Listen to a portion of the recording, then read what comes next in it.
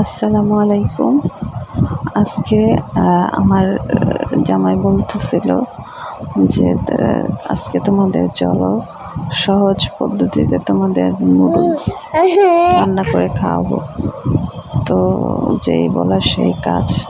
এই যে দেখুন, আমার দুই মেয়ে তারা নুডলস খাওয়ার জন্য তার বাবার পিছনে দাঁড়িয়ে আছে। সে রান্না করবে এখন, তারপর আমাদের মানে টেস্ট করতে দিবে কীরকম টেস্ট হয়েছে সেটা দেখার জন্য আমরা এখন রান্নায় চলে যাচ্ছে। এই যে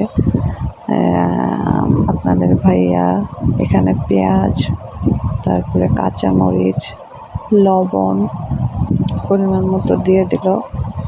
সে রান্না মোটামুটি ভালোই রান্না করতে পারে, রান্নার টেস্ট খুব ভালো। দেখুন কীভাবে রান্না করতেছে, মেয়েদের মতো রান্না করে। তারপর দিয়ে দিল ডিমগুলো একসাথে স্ক্রাম্বল করে নিবে। তারপর স্ক্রাম্বল করা শেষ। এখন মশলা দিয়ে দিল, নুডলসের মশলাগুলো দিয়ে তারপর এখন আবার সে নাড়াচাড়া করতেছে।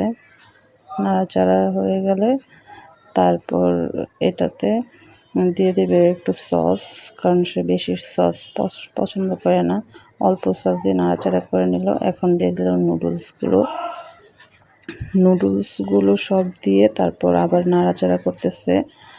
নাড়াচাড়া করে তারপর সে আমাকে আবার বলতেছে যে এখন একটু এটা তুমি টেস্ট করে দেখো যে এটাতে লবণ ঠিক মতো আছে কি না।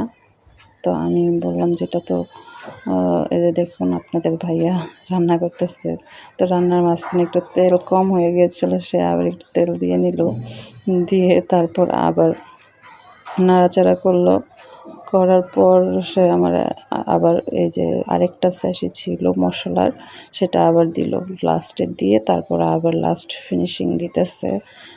লাস্ট বারের মতো নাড়াচাড়া করতেছে করে তারপর আমাকে বলতেছে যে নাও টেস্ট করো, দেখো লবণ আর লাগবে কি না।